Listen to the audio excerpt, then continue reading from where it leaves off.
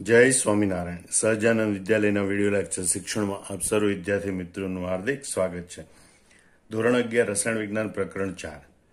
આજના લેક્ચરમાં આપણે સાદા અણુઓની લુઈસ રચના વિશે ભણીશું. આપણે લુઈસ સંજ્ઞાનો ઉપયોગ કરી અને પાણીમાં હાઇડ્રોજન ઓક્સિજન વચ્ચે બંધ કેવી રીતે બને છે, કાર્બન હાઇડ્રોજન વચ્ચે બંધ કેવી રીતે બને છે એનો ઉપયોગ જોયો હતો આપણે.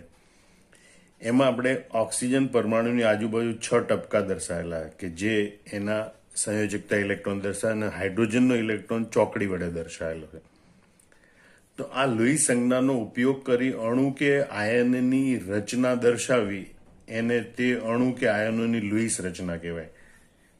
તો અણુ અને આયનોની આવી જે લુઈસ બિંદુ રચના છે એ ભાગીદારીમાં રહેલા ઇલેક્ટ્રોન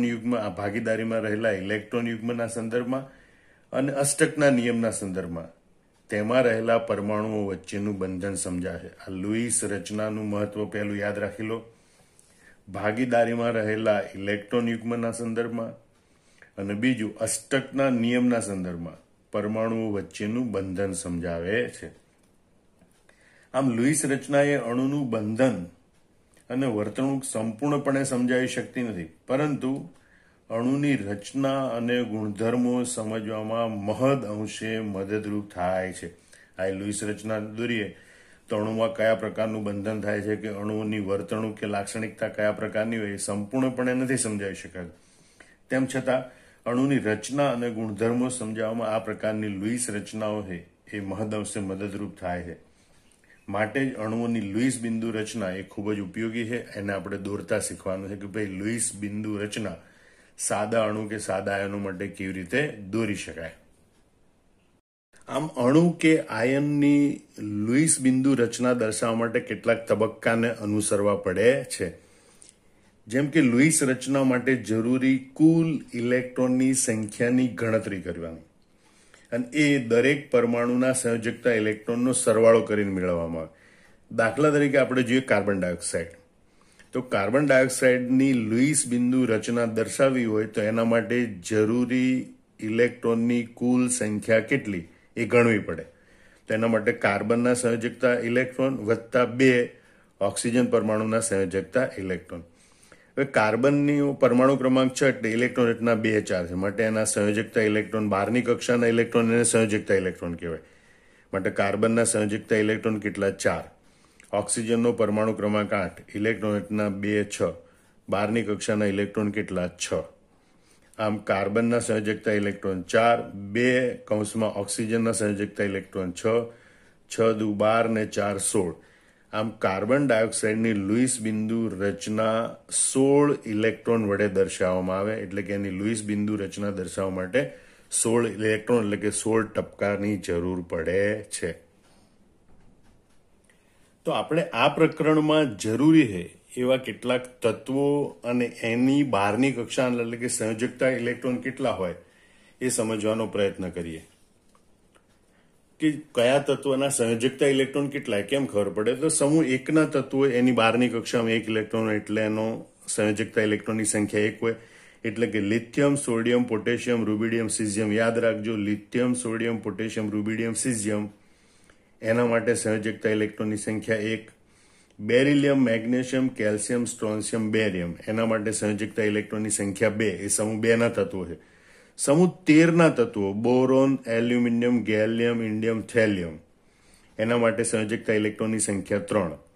સમૂહ 14ના તત્વો carbon, silicon, germanium, tin, lead એના માટે સંયોજકતા ઇલેક્ટ્રોનની સંખ્યા 4. સમૂહ 15ના તત્વો nitrogen, phosphorus, arsenic, antimony, bismuth એના સંયોજકતા ઇલેક્ટ્રોનની સંખ્યા 5. આ બધા તત્વો છે એના માટે સંયોજકતા ઇલેક્ટ્રોનની સંખ્યા 5. સમૂહ 16ના તત્વો ઓસેટેપો ઓક્સિજન, સલ્ફર, સેલેનિયમ, ટેલ્યુરિયમ, પોલોનિયમ એના માટે સંયોજકતા ઇલેક્ટ્રોનની સંખ્યા 6. અને સમૂહ 17ના તત્વો પુલોકી, કલ્યા, બહારોમાઈ, આંટી, ફ્લોરિન, ક્લોરિન, બ્રોમિન, આયોડિન, એસ્ટેટિન એના સંયોજકતા ઇલેક્ટ્રોનની સંખ્યા 7 હોય છે. પણ આપણે હાલમાં જે જરૂરી છે એ પૈકી મુખ્યત્વે આ ફ્લોરિન, ક્લોરિન, બ્રોમિન, આયોડિન છે, બરોબર? એના संयोजकता इलेक्ट्रॉन की संख्या 7 याद रखवानी। ऑक्सीजन सल्फर है एना संयोजकता इलेक्ट्रॉन की संख्या 6। नाइट्रोजन फॉस्फरस आर्सेनिक एना संयोजकता इलेक्ट्रॉन की संख्या 5। कार्बन सिलिकॉन एना संयोजकता इलेक्ट्रॉन की संख्या 4। बोरोन एल्यूमिनियम एना संयोजकता इलेक्ट्रॉन की संख्या 3। समूह 2 ना तत्वों एना संयोजकता इलेक्ट्रॉन की संख्या 2, खास કરીને beryllium, magnesium, calcium, lithium, sodium, potassium હોય તો એના સંયોજકતા ઇલેક્ટ્રોનની સંખ્યા 1। આ તમારે યાદ રાખવું પડશે। ફરીથી જોઈ લો, લિથિયમ, સોડિયમ, પોટેશિયમ એના સંયોજકતા ઇલેક્ટ્રોન 1, બેરિલિયમ, મેગ્નેશિયમ, કેલ્શિયમ એના સંયોજકતા ઇલેક્ટ્રોન 2, બોરોન એલ્યુમિનિયમ સંયોજકતા ઇલેક્ટ્રોન 3, કાર્બન સિલિકોન સંયોજકતા ઇલેક્ટ્રોન 4, નાઇટ્રોજન ફોસ્ફરસ આર્સેનિક સંયોજકતા ઇલેક્ટ્રોન 5, ઓક્સિજન સલ્ફર સંયોજકતા electron 6, fluorine, chlorine, bromine, iodine એના સંયોજકતા ઇલેક્ટ્રોનની સંખ્યા 7 હોય છે। બીજા એક અણુમાં આપણે લુઈસ રચના માટે જરૂરી કુલ ઇલેક્ટ્રોનની સંખ્યા ગણવાનો પ્રયત્ન કરીએ। દાખલા તરીકે BF3। તો BF3 ની રચના માટે જરૂરી કુલ ઇલેક્ટ્રોન બરાબર બોરોનના સંયોજકતા ઇલેક્ટ્રોન વત્તા 3 કૌંસમાં ફ્લોરિનના સંયોજકતા ઇલેક્ટ્રોન। બોરોનના સંયોજકતા ઇલેક્ટ્રોન કેટલા? તો બોરોન સમૂહ 13 નું તત્વ છે, બોરોનના સંયોજકતા ઇલેક્ટ્રોન 3 વત્તા 3 ફ્લોરિનના સંયોજકતા ઇલેક્ટ્રોન કેટલા? ફ્લોરિન સમૂહ 17 નું તત્વ છે, એના સંયોજકતા ઇલેક્ટ્રોન 7 બરોબર। 3 વત્તા 21 બરાબર 24।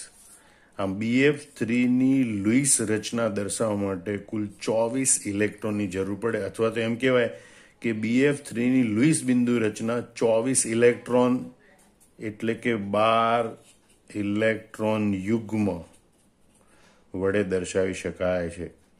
12 ઇલેક્ટ્રોનના જોડકા વડે દર્શાવી શકાય છે। હવે આપણે બીજો નિયમ જોઈએ કે જો ઋણ આયન રચાતો હોય તો તેમાં ઋણ વીજભારની સંખ્યા જેટલા ઇલેક્ટ્રોન કુલ સંયોજકતા ઇલેક્ટ્રોનમાં ઉમેરવામાં આવે છે, અને ધન આયન હોય તો ધન વીજભારની સંખ્યા જેટલા ઇલેક્ટ્રોન કુલ સંયોજકતા ઇલેક્ટ્રોનમાંથી બાદ કરવામાં આવે છે। દાખલા તરીકે આપણે જોઈએ કાર્બોનેટ આયન CO3 આયન બરોબર। તો એમાં આપણે કુલ જરૂરી ઇલેક્ટ્રોન લુઈસ બિંદુ રચના માટે કુલ જરૂરી ઇલેક્ટ્રોન બરાબર કાર્બનના સંયોજકતા ઇલેક્ટ્રોન વત્તા 3 કૌંસમાં ઓક્સિજનના સંયોજકતા ઇલેક્ટ્રોન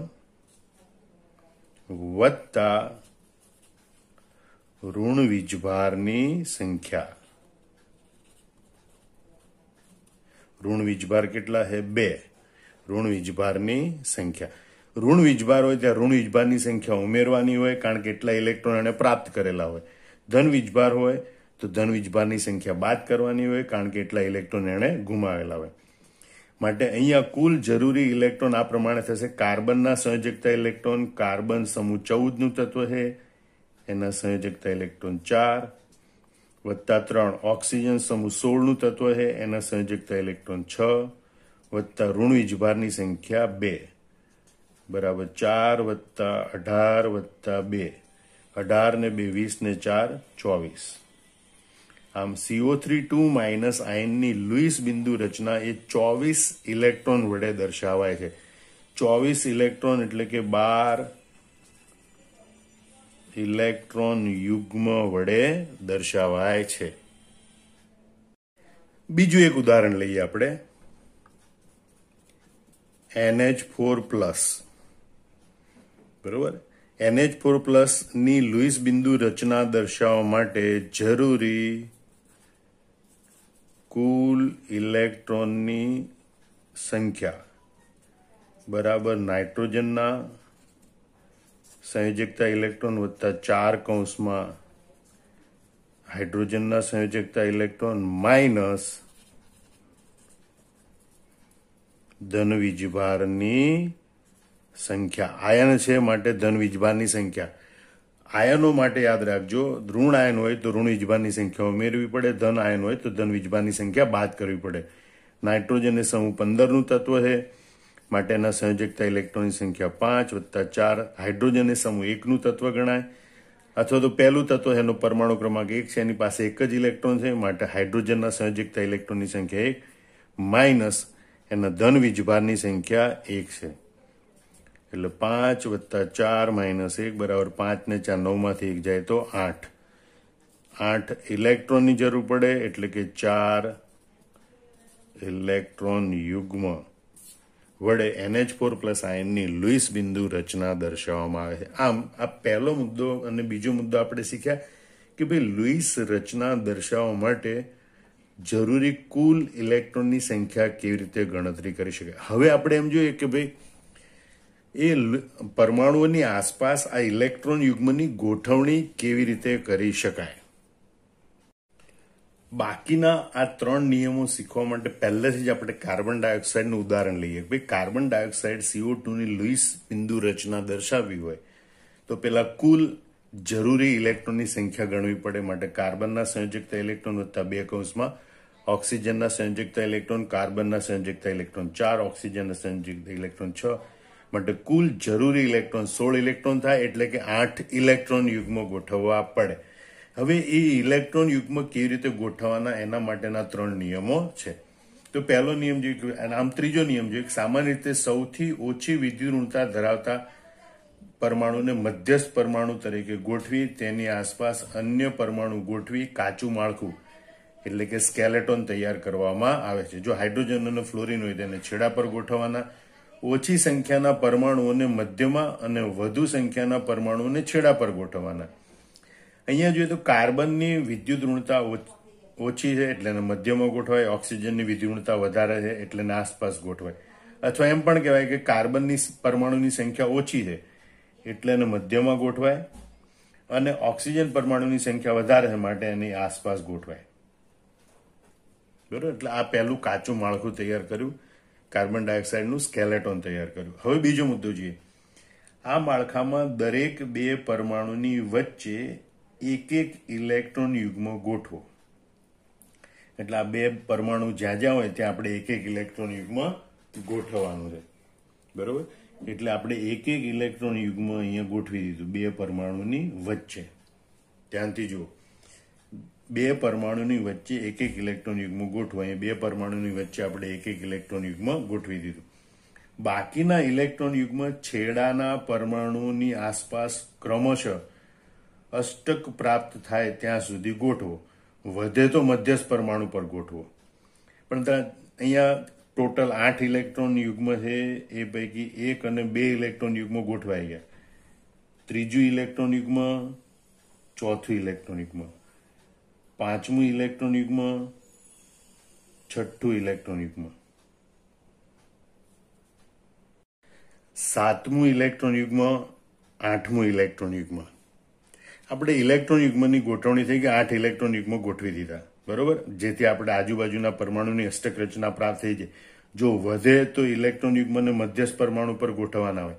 યાદ રાખજો, ફરીથી જોઈ લો કે પહેલા તો 2 પરમાણુની વચ્ચે ઇલેક્ટ્રોન યુગ્મ ગોઠવો, ત્યાર પછી ક્રમશઃ એક એક બંને બાજુ. 3 હોય તો 3 ઉપર એક પછી 2 એમ ગોઠવાના. મતલબ કે 8 ઇલેક્ટ્રોન યુગ્મ પછી 2 વપરાઈ ગયા, પછી ત્રીજું ઇલેક્ટ્રોન યુગ્મ, ચોથું ઇલેક્ટ્રોન યુગ્મ, પાંચમું ઇલેક્ટ્રોન યુગ્મ, છઠ્ઠું ઇલેક્ટ્રોન યુગ્મ, સાતમું ઇલેક્ટ્રોન યુગ્મ, આઠમું ઇલેક્ટ્રોન યુગ્મ. આમ 8 ઇલેક્ટ્રોન યુગ્મ હવે ગોઠવાઈ ગયા. બરોબર, હવે ત્યાર પછીનો નિયમ જુઓ કે જો મધ્યસ્થ પરમાણુમાં ઇલેક્ટ્રોન અષ્ટક પ્રાપ્ત ન થતું હોય તો આજુબાજુના પરમાણુના ઇલેક્ટ્રોન યુગ્મ પરમાણુની વચ્ચે ભાગીદારીમાં ગોઠવીને પણ અષ્ટક પૂર્ણ કરવામાં આવે છે, જેનાથી દ્વિબંધ કે ત્રિબંધની રચના થાય છે. હવે તમે જો અહીંયા ઓક્સિજન આજુબાજુના પરમાણુઓ છે, અષ્ટકના નિયમ પ્રમાણે એનું અષ્ટક રચના પૂર્ણ થઈ ગઈ, પણ મધ્યમાં રહેલો કાર્બન પરમાણુ છે એની આસપાસ 4 ઇલેક્ટ્રોન છે, એની અષ્ટક રચના પૂર્ણ થયેલી નથી. તો આ આજુબાજુના જે પરમાણુ એની પાસેથી ઇલેક્ટ્રોન યુગ્મ લાવો અને અષ્ટક રચના પૂર્ણ કરો. અહીંયા 4 છે તો 2 ઇલેક્ટ્રોન આપણે અહીંથી લઈએ, 2 ઇલેક્ટ્રોન અહીંથી લઈએ. બરોબર, અને કાર્બનની અષ્ટક રચના પૂર્ણ કરવાનો પ્રયત્ન કરીએ. એનો મતલબ એમ થાય કે આપણે હવે કાર્બન અને ઓક્સિજનની વચ્ચે 2 ઇલેક્ટ્રોન યુગ્મ દર્શાવવાના. જે તમે અહીંથી એની પાસેથી પ્રાપ્ત કરી લીધેલા. બરોબર, એમ કરવાથી ઓક્સિજન પરમાણુ છે એની અષ્ટક રચના તો જળવાઈ જ રહે છે અને કાર્બન પરમાણુની પણ અષ્ટક રચના પ્રાપ્ત થાય છે. આ કાર્બન પરમાણુની અષ્ટક રચના પ્રાપ્ત થઈ. કાર્બન પરમાણુની આસપાસ 8 ઇલેક્ટ્રોન થઈ ગયા. ઓક્સિજન પરમાણુની અષ્ટક રચના પ્રાપ્ત થઈ ગઈ અને આ બીજા ઓક્સિજન પરમાણુની પણ અષ્ટક રચના પ્રાપ્ત થઈ ગઈ. તો આ જે છે એને કાર્બન ડાયોક્સાઇડ CO2 નું લુઈસ બંધારણ અથવા તો લુઈસ બિંદુ રચના કહેવાય છે. એને આગળ તમારે દોરવું હોય તો આ રીતે દોરે કે કાર્બન વચ્ચે 2 જે બંધકારક ઇલેક્ટ્રોન યુગ્મ છે એને આડી નાની રેખાઓ વડે દર્શાવાય, એટલે C ડબલ બોન્ડો. કારણ કે 2 પરમાણુ વચ્ચે 2 ઇલેક્ટ્રોનની ભાગીદારી હોય તો એને સહસંયોજક દ્વિબંધ કહેવાય. આમ કાર્બન ઓક્સિજન વચ્ચે દ્વિબંધ, બીજા કાર્બન ઓક્સિજન વચ્ચે પણ દ્વિબંધ. અને જે વધારાના ઇલેક્ટ્રોન યુગ્મો બાકી રહી ગયા એને તમારે ટપકા તરીકે દર્શાવવાના. મતલબ કે આડી રેખાથી દર્શાવેલા છે બંધકારક ઇલેક્ટ્રોન યુગ્મ છે, આ ટપકા વડે દર્શાવેલા છે એ અબંધકારક ઇલેક્ટ્રોન યુગ્મ છે. આમ તમે જુઓ કે જે ઇલેક્ટ્રોન યુગ્મ 2 પરમાણુ વચ્ચે ભાગીદારીમાં રહી બંધની રચનામાં પરિણમે તેને બંધકારક ઇલેક્ટ્રોન યુગ્મ કહે છે. અને બંધકારક ઇલેક્ટ્રોન યુગ્મને આડી નાની રેખા વડે દર્શાવવામાં આવે. 2 પરમાણુ વચ્ચે ભાગીદારીમાં રહેલા ઇલેક્ટ્રોન યુગ્મ હોય એને બંધકારક ઇલેક્ટ્રોન યુગ્મ કહેવાય અને એને આડી નાની રેખા વડે દર્શાવવામાં આવે. એક નાની રેખા એ એક ઇલેક્ટ્રોન યુગ્મ દર્શાવે, બીજી નાની રેખા એ બીજું ઇલેક્ટ્રોન યુગ્મ દર્શાવે. આમ 2 પરમાણુ વચ્ચે ભાગીદારીમાં રહેલા ઇલેક્ટ્રોન યુગ્મ એને બંધકારક ઇલેક્ટ્રોન યુગ્મ કહેવાય, એને આડી નાની રેખા વડે દર્શાવાય છે.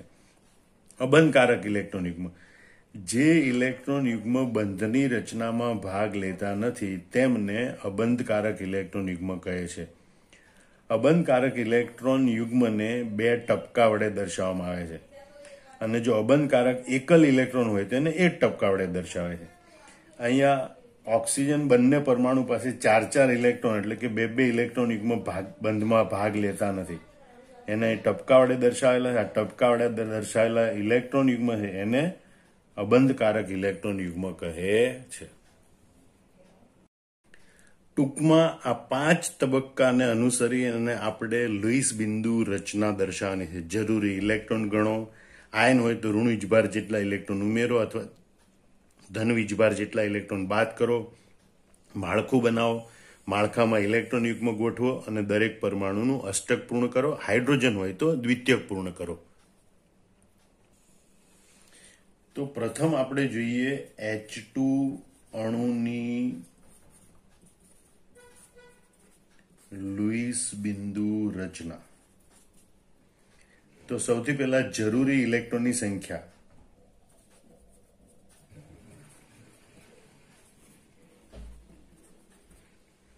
બરાબર 2 કૌંસમાં હાઇડ્રોજનના સંયોજકતા ઇલેક્ટ્રોન બરાબર 2 કૌંસમાં 1 બરાબર 2. હવે ઋણ આયન તો છે નહીં એટલે બીજો મુદ્દો અનુસરવાનો નહીં. ત્રીજું એનું માળખું બનાવો. તો 2 જ પરમાણુ છે, 2 પરમાણુને બાજુમાં ગોઠવો. ઇલેક્ટ્રોન યુગ્મ ગોઠવો તો ઇલેક્ટ્રોન યુગ્મ ગોઠવણીનો પહેલો નિયમ છે કે બંને પરમાણુ વચ્ચે ઇલેક્ટ્રોન ગોઠવો. 1 ઇલેક્ટ્રોન યુગ્મ ગોઠવાય, 2 ઇલેક્ટ્રોન છે એટલે કે 1 ઇલેક્ટ્રોન યુગ્મ છે. બરોબર, એના બંનેની વચ્ચે ગોઠવી દીધું અને માટે અહીંયા 1 ઇલેક્ટ્રોન યુગ્મ પૂરું થઈ ગયું અને એટલે હાઇડ્રોજન અણુ H2 અણુની લુઈસ બિંદુ રચના આ રીતે દર્શાવાય. એને બંધકારક એક જ ઇલેક્ટ્રોન યુગ્મ એટલે એને H બોન્ડ H આવી રીતે પણ લખાય, કારણ કે બંધકારક ઇલેક્ટ્રોન યુગ્મ છે એને આડી નાની રેખા વડે દર્શાવાય. હવે આવી રીતે આપણે O2 અણુ માટે જોઈએ એની લુઈસ બિંદુ રચના. તો એના માટે જરૂરી કુલ ઇલેક્ટ્રોન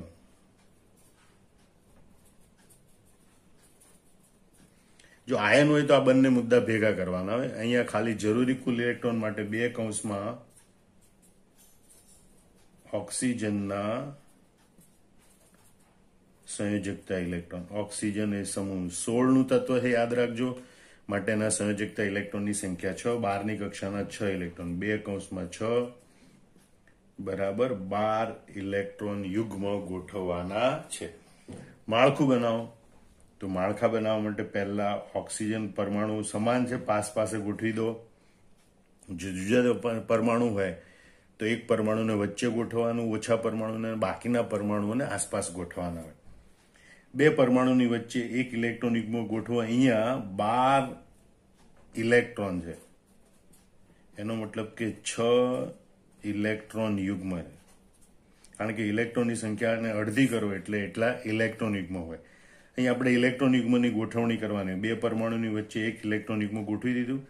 હવે ટોટલ બીજા 5 ગોઠવાના, એટલે 1 2 3 4 અને 5. 1 2 3 4 5 અને 6. ટોટલ 6 ઇલેક્ટ્રોન યુગ્મ હવે આપણી આજુબાજુ ગોઠવાઈ ગયા. એક ઇલેક્ટ્રોન યુગ્મ 2 પરમાણુની વચ્ચે, પછી આ બીજું, આ ત્રીજું, આ ચોથું, આ પાંચમું અને આ છઠ્ઠું ઇલેક્ટ્રોન યુગ્મ. આવી રીતે આપણે 6 ઇલેક્ટ્રોન યુગ્મ ગોઠવ્યા. હવે ઇલેક્ટ્રોન યુગ્મની ગોઠવણી પતી ગઈ પછી અષ્ટક પૂર્ણ કરો. તો આ પહેલો ઓક્સિજન પરમાણુ છે એમાં તો આજુબાજુ 8 ઇલેક્ટ્રોન છે, અષ્ટક પૂર્ણ છે. પણ આ બીજો ઓક્સિજન પરમાણુ છે એની આજુબાજુ 6 ઇલેક્ટ્રોન છે, અષ્ટક પૂર્ણ છે નહીં. અને એટલે બાજુના પરમાણુ પાસેથી ઇલેક્ટ્રોન યુગ્મને 2 પરમાણુની વચ્ચે ગોઠવો. એટલે ઓક્સિજનના 2 પરમાણુની વચ્ચે 2 ઇલેક્ટ્રોન યુગ્મ ગોઠવવાના. એટલે બંને પાસે 2 ઇલેક્ટ્રોન યુગ્મ બાકી રહે. આમાં પહેલા પરમાણુ છે એનું પણ અષ્ટક પૂર્ણ થયું, આ બીજો પરમાણુ છે એનું પણ અષ્ટક પૂર્ણ થયું. અને આમ ઓક્સિજનના અણુ માટે આવી રીતે રચના દર્શાવી શકાય, O ડબલ બોન્ડ O. કારણ કે આ 2 બંધકારક ઇલેક્ટ્રોન યુગ્મ છે એટલે 2 ઓક્સિજન પરમાણુ વચ્ચે સહસંયોજક દ્વિબંધની રચના થાય. અને જે અબંધકારક ઇલેક્ટ્રોન યુગ્મ બાકી રહે એને ઓક્સિજનની આજુબાજુ ટપકા સ્વરૂપે દર્શાવે છે. અબંધકારક ઇલેક્ટ્રોન યુગ્મને ટપકા, એટલે આ લુઈસ બિંદુ રચના આ રીતે પણ લખાય, આ રીતે પણ લખી શકાય છે. હવે આપણે જોઈએ ઓઝોન, O3 ની લુઈસ બિંદુ રચના. સૌથી પહેલા જરૂરી ઇલેક્ટ્રોન ગણો. જરૂરી ઇલેક્ટ્રોન બરાબર 3 કૌંસમાં ઓક્સિજનના સંયોજકતા ઇલેક્ટ્રોન. ઓક્સિજન સમૂહ 16 નું તત્વ, એના સંયોજકતા ઇલેક્ટ્રોનની સંખ્યા 6, 3 છંગ 18. Total 18 electron. 18 ઇલેક્ટ્રોન એટલે કેટલા ઇલેક્ટ્રોન યુગ્મ? બરાબર 9 ઇલેક્ટ્રોન યુગ્મ. એનો મતલબ એમ થાય કે આપણે ટોટલ 9 ઇલેક્ટ્રોન યુગ્મની ગોઠવણી કરવાની છે. હવે આપણે ઓઝોનનું માળખું તૈયાર કરવાનું. તો એમાં 3 પરમાણુ પૈકી એક પરમાણુને આપણે વચ્ચે ગોઠવીશું અને બાકીના 2 પરમાણુને આસપાસ ગોઠવીશું. બરોબર. હવે ટોટલ 9 ઇલેક્ટ્રોન યુગ્મો ગોઠવવાના છે. તો એ પૈકી 1 અને 2 ઇલેક્ટ્રોન યુગ્મને આપણે બંને પરમાણુની વચ્ચે ગોઠવી દઈએ. આ મધ્યમાં રહેલો પરમાણુ છે એટલે હવે બાકીના ઇલેક્ટ્રોન યુગ્મ છે એ આજુબાજુના ઓક્સિજન પરમાણુ એની ઉપર ગોઠવવાના, 7 ઇલેક્ટ્રોન યુગ્મને. એટલે 1 2 3 4 5 6 7 8. હવે અહીં અષ્ટક પૂર્ણ થઈ ગયું અને જો ઇલેક્ટ્રોન યુગ્મ વધ્યું તો એને મધ્યસ્થ પરમાણુ પર ગોઠવવાનું. જોઈ લેજો બરોબર. આ 2 ઇલેક્ટ્રોન આપણે મધ્યમાં ગોઠવ્યા, 2 ઇલેક્ટ્રોન યુગ્મ, પછી આ ત્રીજું ઇલેક્ટ્રોન યુગ્મ, આ ચોથું ઇલેક્ટ્રોન યુગ્મ, આ પાંચમું ઇલેક્ટ્રોન યુગ્મ, આ છઠ્ઠું ઇલેક્ટ્રોન યુગ્મ, સાતમું ઇલેક્ટ્રોન યુગ્મ, આ આઠમું ઇલેક્ટ્રોન યુગ્મ. હજી એક ઇલેક્ટ્રોન યુગ્મ વધ્યું અને ત્યાં સુધીમાં આજુબાજુના પરમાણુ છે એની અષ્ટક રચના પૂર્ણ થઈ ગઈ.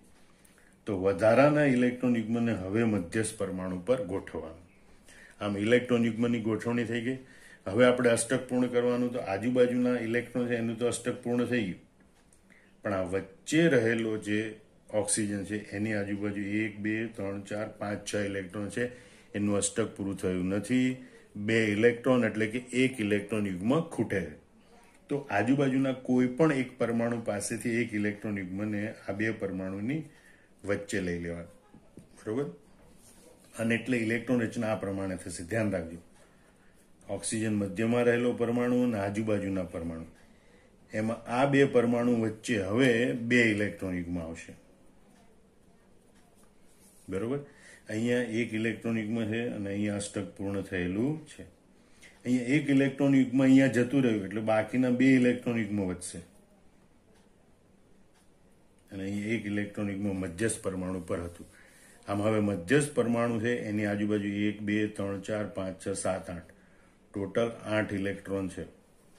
એટલે એનું અષ્ટક પણ પૂરું થયું અને આજુબાજુના બે ઓક્સિજન પરમાણુ છે એનું પણ અષ્ટક પૂર્ણ થયેલું છે. હવે એની લુઈસ રજૂઆત આ રીતે કરાય કે અહીંયા આ બે ઓક્સિજન પરમાણુ વચ્ચે બે ઇલેક્ટ્રોનની ભાગીદારી છે એટલે એ બે ઓક્સિજન વચ્ચે દ્વિબંધ દર્શાવવાનો અને જમણી બાજુના જે બે ઓક્સિજન પરમાણુ એની વચ્ચે એક ઇલેક્ટ્રોન યુગ્મ ભાગીદારીમાં એમની વચ્ચે સહસંયોજક એકલ બંધ દર્શાવવાનો. ડાબી બાજુનો જે ઓક્સિજન છે એની ઉપર 4 ઇલેક્ટ્રોન એટલે કે 2 ઇલેક્ટ્રોન અબંધકારક તરીકે છે એટલે કે 2 અબંધકારક ઇલેક્ટ્રોન યુગ્મ દર્શાવવાના. જમણી બાજુના ઇલેક્ટ્રોન પર 3 ઇલેક્ટ્રોન યુગ્મ અબંધકારક છે એટલે અહીંયા 3 ટપકા દર્શાવવાના અને મધ્યસ્થ પરમાણુ પર 1 અબંધકારક ઇલેક્ટ્રોન યુગ્મ. એટલે તો આ તમારી ઓઝોન અણુ O3 અણુની લુઈસ રજૂઆત છે. આ એની લુઈસ બિંદુ રચના છે. એટલે લુઈસ બિંદુ રચના આ રીતે દર્શાવાય અથવા તો આ રીતે દર્શાવાય. લુઈસ બિંદુ રજૂઆત કરવા માટે બંધકારક અને અબંધકારક બંને ઇલેક્ટ્રોન યુગ્મ દર્શાવવા જરૂરી છે.